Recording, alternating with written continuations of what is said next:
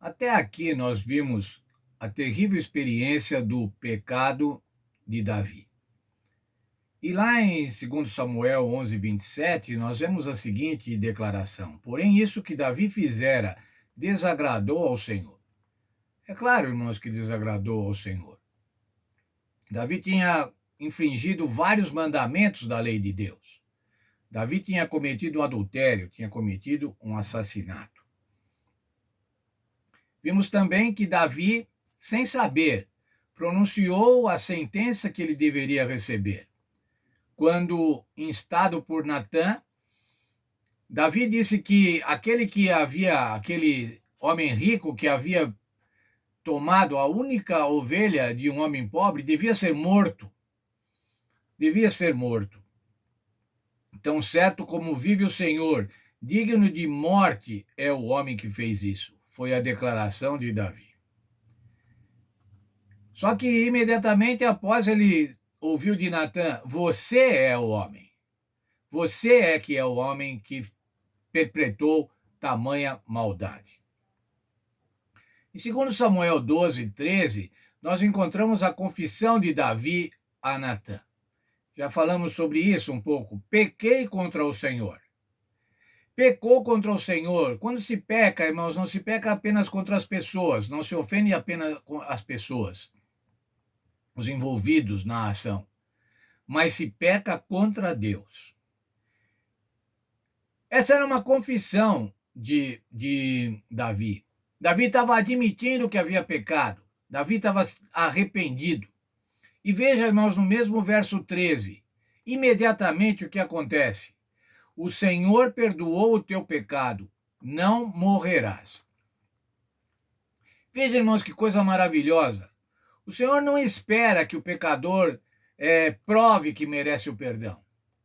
Ao pedirmos perdão a Deus, qualquer que seja a nossa falha, ao pedirmos perdão a Deus, sinceramente, Ele nos perdoa imediatamente. Bem, mas então agora a coisa ficou fácil. Você peca, você pede perdão. Peque, peça perdão, o Senhor perdoa, está tudo resolvido. Não é bem assim, irmãos, isso é graça barata. Isso é uma graça irresponsável. O apóstolo Paulo fala sobre isso, sobre permanecer no pecado, sobre continuar pecando. Romanos 6, versos 1 e 2. Que diremos, pois? Permaneceremos no pecado para que a graça aumente? De modo nenhum. Nós que estamos mortos para o pecado, como viveremos ainda nele? Então veja, irmãos, o perdão não é uma licença para pecar. O perdão é um remédio para o pecador, mas ele não é uma licença para pecar. Não é um salvo-conduto para você continuar pecando. E cada vez que peca, você apresenta então a necessidade do perdão, apresenta que você precisa do perdão e você é perdoado. O perdão de Deus, irmãos, por mais generoso que seja, ele não exime das consequências do pecado. E foi o que aconteceu com Davi. Davi foi perdoado por Deus, mas as consequências do seu pecado permaneceram ao longo da sua vida. Veja lá, irmãos, o livro de 2 Samuel 12, no verso 10, diz assim: a espada jamais se apartará da tua casa. O Senhor estava falando, você está perdoado, mas você vai ter problemas para sempre. Na tua casa vai haver sempre luta, vai haver sempre contenda. E as consequências foram imediatas, irmãos. A partir daquele momento passaram a ter as consequências. A primeira consequência, irmãos, foi a morte daquela criança concebida no adultério. A morte do primeiro filho de Davi com Betseba. Mas ainda, irmãos, logo em seguida, 2 anos depois, a morte de Amon, um filho de Davi. A morte por outro filho de Davi, por Absalão. Isso está lá no livro de 2 Samuel, no capítulo 13. Por que Absalão matou Amon? Porque Amon manteve uma relação sexual com a sua meia-irmã, com a irmã de Absalão, com Tamar. E dessa forma, então, Absalão passou a odiar, não somente ele manteve a relação, como ele repudiou Tamar após essa relação forçada, praticamente um estupro. E Absalão passou a odiar a Amon por causa disso, e 2 anos depois, ele viu a oportunidade de matar a Amon.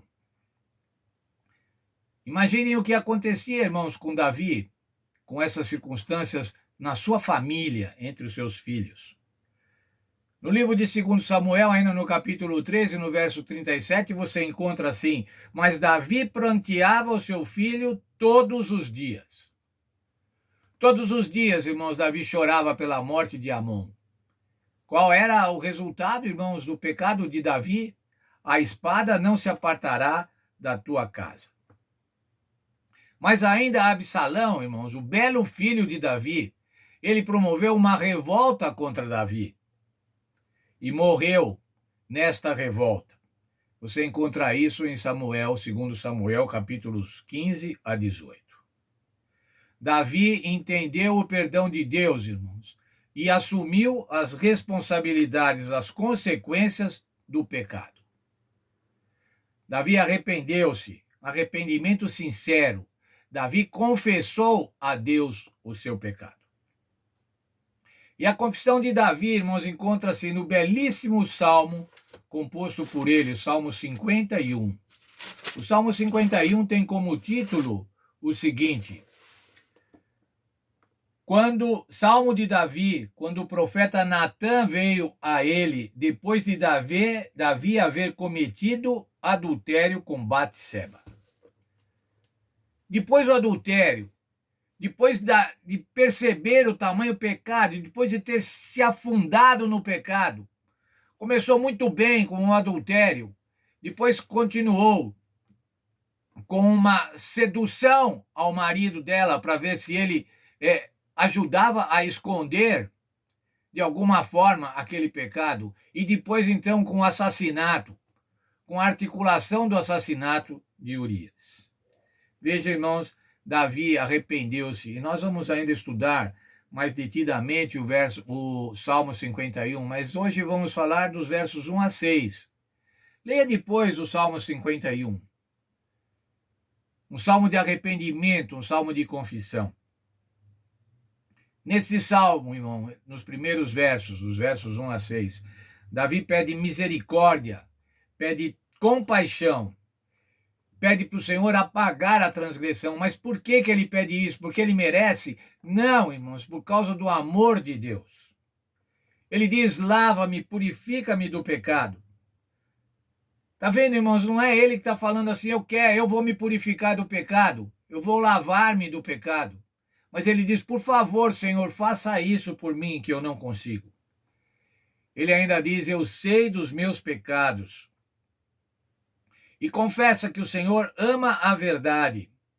E pede, lá no verso 6, faz-me conhecer a sabedoria. O Senhor faz-me conhecer a sabedoria.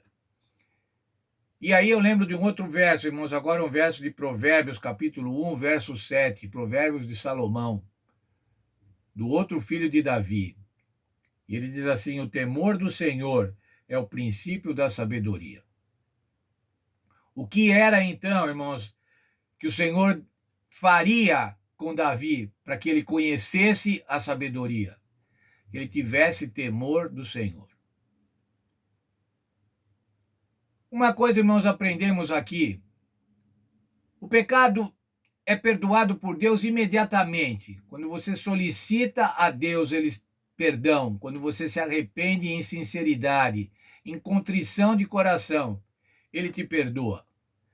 Mas ele não te deixa, irmãos, com licença para continuar pecando. E ele também não elimina as consequências do pecado. Mas o verdadeiro arrependimento, irmãos, não se dá por conta das consequências do pecado, mas por conta de ofender a Deus.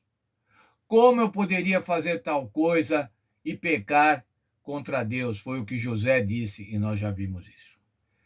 Davi tinha entendido isso perfeitamente, de uma maneira terrível, uma lição terrível na sua vida familiar, no relacionamento dos seus filhos. E agora, então, irmãos, nós vamos ver que Davi ansiava por uma renovação. O Salmo 51 vai mostrar o desejo sincero de Davi de obter uma renovação espiritual. Como que ele vai conseguir essa renovação? Qual vai ser o motivador desta renovação? Amanhã vamos estudar esse texto. A renovação pedida, suplicada por Davi, para que ele possa viver de acordo com a vontade de Deus. E vamos aprender, irmãos, quem sabe nós também precisamos repetir o Salmo 51 para cada um de nós, para pedirmos perdão pelos nossos pecados e para pedirmos uma grande renovação espiritual. Deus abençoe a todos nós e amanhã continuamos esse belíssimo estudo da história de Davi, deste episódio da história de Davi, que mostra o grande amor de Deus por cada um dos pecadores.